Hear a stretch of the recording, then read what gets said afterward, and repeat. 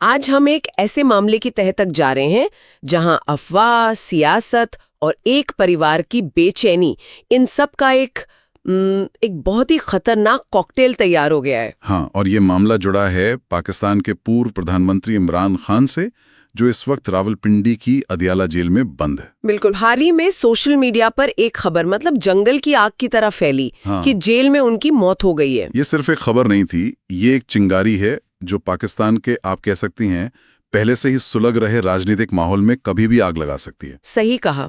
तो आज इन स्रोतों की मदद से हम यही समझने की कोशिश करेंगे कि ये अफवाह आखिर शुरू कैसे हुई और इस पर जो आधिकारिक प्रतिक्रिया आई वो इतनी बेअसर क्यों रही। हाँ, और सबसे जरूरी, ये पूरा वाकया हमें पाकिस्तान में सरकार, जनता और सच के बीच जो एक रिश्ता टूट रहा है उसके बारे में क्या बताता है। चलिए इस उलझे हुए मामले की परतें खोलते हैं। तो सबसे पहले ये समझना जरूरी है कि ये पूरा बवंडर उठा कहाँ से। हाँ, शुरुआत कहाँ से हुई। हमारे सूत्र बताते हैं कि आधी रात के वक्त कुछ गुमनाम सोशल मीडिया अकाउंट से ये दावा किया गया कि 73 सालीय इमरान खान की जेल में हत्या कर दी गई है। और इसमें एक और परत जोड़ी गई जो बहुत दिलचस्प है। दावा ये किया गया कि इनमें से कुछ अकाउंट्स अफगानिस्तान से चलाए जा रहे थे। अच्छा। इस एक डिटेल ने मामले को और भी ज्यादा, क्या कहते हैं, रहस्यमयी और विस्फोटक बना दिया। और ये अफगानिस्तान एंगल बहुत दिलचस्प है। ये एक क्लासिक तरीका है मामले को और उलझाने का। कैसे? देखिए, इससे शक की सुई किसी अंदरूनी व्यक्ति से हटकर बाहरी ताकतों पर चली जाती है। एक तरह का कंफ्यूजन पैदा होता है। लेकिन यहाँ जो बड़ी बात है वो ये है कि ऐसी खबरें खास माहौल में ही पनपती हैं। कैसा माहौल? एक ऐसा माहौल जिसे एक्सपर्ट्स इंफॉर्मेशन वैक्यूम कहते हैं। मतलब एक ऐसी स्थिति जहां सच जानने का कोई सरकारी या भरोसेमंद जरिया ना हो, और जब सच का पाइपलाइन बंद हो जाता है तो अफवाहों का टैंकर खुल जाता है। बिल्कुल बिल्कुल यही होता है। तो क्या ये कह सकते हैं कि ये वैक्यूम या जानकारी का जो खालीपन है वो अनजाने में नहीं बनता, बल्कि इसे जानबूझकर भी बनाया जा सकता है? बिल्कुल। कई बार जानकारी को रोकना भी एक रणनीति होती है। जब आप अपने विरोधी के बारे में कोई खबर बाहर नहीं आने देते तो आप एक अनिश्चितता का माहौल बना देते हैं। उस अनिश्चितता में डर पैदा होता है और डर में अफवाहें सबसे तेजी से फैलती हैं। ये डिजिटल युग का एक बहुत खतरनाक हथियार है, जहां एक ट्वीट, आप सोचिए, मिनटों में लाखों लोगों तक पहुंचकर जमीनी हकीकत को हिला सकता है। और उस अफरा तफरी का असर हमें अगले कुछ घंटों में तुरंत दिखने भी लगा। हाँ, जब अदियाला जेल प्रशासन पर दबाव बनना शुरू हुआ, उन्हें सामने आकर सफाई देनी पड़ी। हाँ, और उन्होंने एक आधिकारिक बयान जारी किया जो कि एक तरह का स्टैंडर्ड इशू डिनायल था, बिल्कुल सीधा और सपाट। क्या कहा उन्होंने? उन्होंने कहा कि इमरान खान पूरी तरह से स्वस्थ और सुरक्षित हैं, उन्हें सारी मेडिकल सुविधाएं मिल रही हैं और उन्हें कहीं और शिफ्ट करने की जो खबरें हैं वो भी झूठी हैं। ये एक टिपिकल डैमेज कंट्रोल एक्सरसाइज थी। आग बुझाने की एक कोशिश। हाँ, जो आग सोशल मीडिया पर लगी थी उसे बुझाने की एक रूटीन कोशिश। लेकिन क्या इस रूटीन कोशिश ने काम किया? क्योंकि सरकार ने तो अपनी तरफ से ऑल इज वेल का बोर्ड लगा दिया, पर असली सवाल तो परिवार के मन में था, और यहीं से मामला और भी ज्यादा मानवीय और जटिल हो जाता है। और यहीं पर आधिकारिक बयान और मानवीय भावना के बीच का टकराव सामने आता है। जब बात किसी अपने की जान की हो तो सरकारी प्रेस रिलीज सिर्फ कागज का एक टुकड़ा लगता है। सही बात है। परिवार को आश्वासन नहीं, सबूत चाहिए होता है। बिल्कुल। और ये बात इमरान खान की बहनों अलीमा खान और उज़्मा खान के एक्शन से साफ हो गई। उन्होंने दावा किया कि उन्हें 1-2 दिन नहीं बल्कि कई हफ्तों से अपने भाई से मिलने नहीं दिया गया है। आप सोचिए, हफ्तों तक कोई संपर्क नहीं। ये बहुत लंबा समय है। और हमारे सूत्रों के मुताबिक जब वे जेल के बाहर अपनी मुलाकात की मांग को लेकर शांति से विरोध कर रही थीं, तो पुलिस ने कथित तौर पर उन पर बल का प्रयोग भी किया। और ये एक टर्निंग पॉइंट है। इस एक घटना ने मामले को सिर्फ एक राजनीतिक मुद्दे से हटाकर मानवाधिकार के मुद्दे में बदल दिया।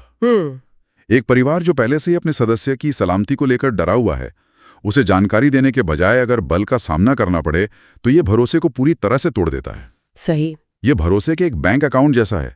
सरकार ने पहले ही इतना भरोसा निकाल लिया है कि अब उनका सब ठीक है वाला चेक बाउंस हो रहा है। और इसी टोके में भरोसे की गूंज हमें उनके बेटे कासिम खान के बयान में सुनाई दी। हाँ, उन्होंने सोशल मीडिया पर आकर अपील की। उन्होंने सीधे सीधे अपने पिता के जिंदा होने का सबूत मांगा। उनकी मांग थी प्रूफ ऑफ लाइफ। ये एक बेटे की अपने पिता के लिए एक बेताब गुहार थी जिसने इस मामले को और भी भावनात्मक बना दिया। प्रूफ ऑफ लाइफ, ये शब्द हम आम तौर पर अपहरण या बंधक जैसी स्थितियों में सुनते हैं, है ना? हाँ बिल्कुल। जहां कोई अपराधी साबित करना चाहता है कि बंधक जिंदा है। जब एक देश के पूर्व प्रधानमंत्री के लिए, जो देश की ही एक जेल में बंद है, उनके अपने बेटे को ये मांग करनी पड़े, तो ये उस देश की व्यवस्था पर एक बहुत बड़ा सवालिया निशान लगाता है। बिल्कुल। ये दिखाता है कि परिवार और सरकार के बीच भरोसे की खाई इतनी गहरी हो चुकी है कि उन्हें लग रहा है कि उनके पिता सरकार के बंधक हैं, कैदी नहीं। एक बात जो मुझे यहाँ खटक रही है वो ये है कि अगर सरकार को अफवाहों पर काबू पाना ही था तो परिवार को एक वीडियो कॉल की इजाजत देना सबसे आसान और असरदार तरीका नहीं होता? हाँ बिल्कुल होता। इसे रोकने के पीछे उनकी क्या सोच हो सकती है? क्या अदियाला जेल के नियमों के तहत प्रशासन को इतने लंबे समय तक परिवार को मिलने से रोकने का कोई कानूनी अधिकार है? ये $1 मिलियन का सवाल है। देखिए, कानूनी तौर पर हर कैदी को अपने परिवार से मिलने का अधिकार होता है, कुछ खास सुरक्षा कारणों को छोड़कर। लेकिन हफ्तों तक संपर्क पूरी तरह से काट देना, ये सामान्य प्रक्रिया से बाहर की बात लगती है। इससे यही अंदाजा लगाया जा सकता है कि ये फैसला कानूनी कम और राजनीतिक ज्यादा है। राजनीतिक मतलब शायद सरकार कोई भी ऐसी तस्वीर या वीडियो बाहर नहीं आने देना चाहती जिससे इमरान खान को कोई सहानुभूति मिले, या शायद वे परिवार और पार्टी को इसी अनिश्चितता में रखकर उन पर एक तरह का मनोवैज्ञानिक दबाव बनाना चाहते हैं। वजह जो भी हो, इस चुप्पी ने अफवाहों को और हवा दी है, उन्हें शांत नहीं किया। और जाहिर है इस लड़ाई में परिवार अकेला नहीं था। उनकी पार्टी पाकिस्तान तहरीक-ए-इंसाफ यानी पीटीआई, वो भी पूरी तरह से सक्रिय हो गई। अब इस पारिवारिक चिंता में सियासत का तड़का भी लग गया। हाँ, क्योंकि पार्टी के लिए ये दोहरा संकट है। एक तरफ उनके नेता की सुरक्षा का सवाल है, तो दूसरी तरफ ये उनके अपने राजनीतिक अस्तित्व की लड़ाई भी है। अच्छा। अगर वे अपने सबसे बड़े नेता के बारे में जानकारी तक हासिल नहीं कर पा रहे हैं तो ये उनकी कमजोरी को भी दर्शाता है।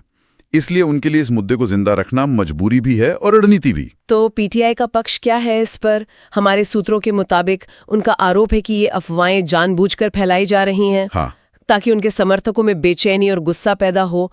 उनका मानना है कि सरकार जानबूझकर पारदर्शिता नहीं बरत रही है और मुलाकातों पर ये जो अघोषित पाबंदी है, ये स्थिति को और खराब करने की एक सोची समझी चाल है। अगर हम इसे राजनीतिक रणनीति के नजरिए से देखें तो ये एक क्या कहते हैं, डिसइंफॉर्मेशन प्लेबुक का हिस्सा लगता है। डिसइंफॉर्मेशन प्लेबुक, हाँ, जिसे दुनिया भर में राजनीतिक विरोधियों को अस्थिर करने के लिए इस्तेमाल किया जाता है।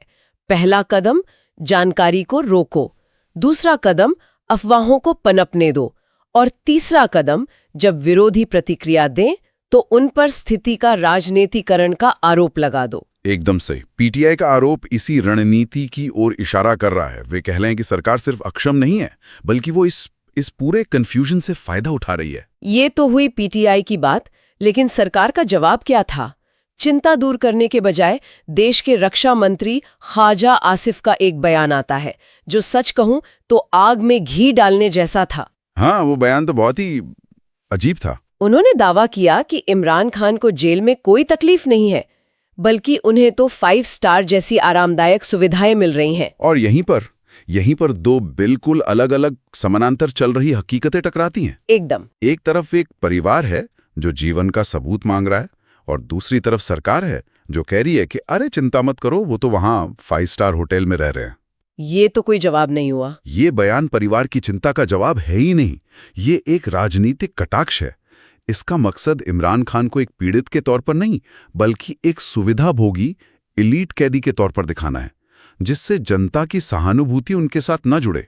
लेकिन क्या इस तरह के बयान का उल्टा असर नहीं होता? क्या ये सरकार को असंवेदनशील नहीं दिखाता कि एक परिवार अपने सदस्य की जान को लेकर परेशान है और मंत्री जी सुविधाओं का मजाक उड़ा रहे हैं? बिल्कुल होता है, क्योंकि ये दिखाता है कि संवाद का मकसद अब समस्या को सुलझाना नहीं, बल्कि अपने राजनीतिक प्रतिद्वंदी को नीचा दिखाना रह गया है।